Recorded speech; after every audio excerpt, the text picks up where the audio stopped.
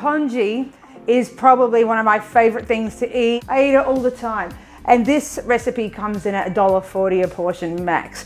Ginger, garlic, spring onions, just cutting really thin slices like this. Then what we're going to do is collect the slices, stack them up like that,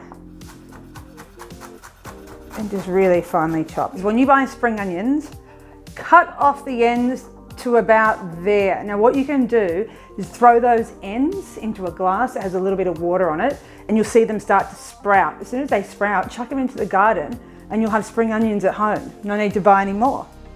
Now get yourself a decent sized saucepan, put it over a medium-high heat just to warm it up. Just a neutral veg oil, canola, whatever you have at home.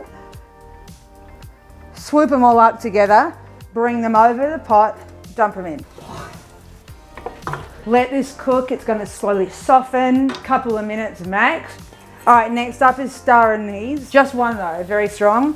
Throw it in the pot with the ginger, spring onions and garlic. It's all softened now. Now we're gonna throw in a whole can of cream corn. Stir it through, combine all the ingredients and give it a minute or two just to all sort of come together before we move on. About half a cup of rice is gonna feed at least 4 people. Give that another minute.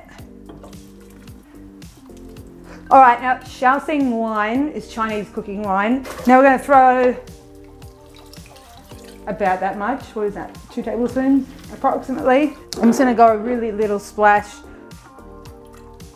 of light soy as well.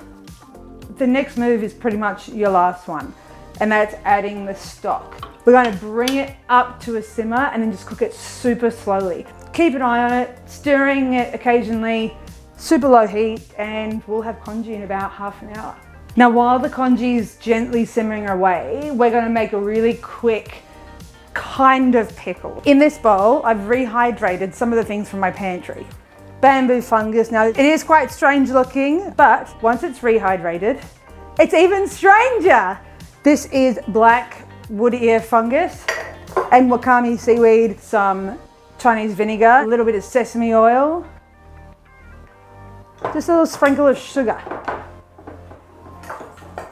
It's all coated. That vinegar is going to help dissolve the sugar. So we're nearly at the finish line for the congee. You can see that the grains of rice are still whole, but they are really close to collapsing, and that's where we're trying to get to. Like with all food, before you serve it, check your seasoning. Now I'm going to be using white pepper instead of black pepper, but again, use what you have. Hefty pinch of salt as well. Stir that through. So into a bowl, our beautiful congee.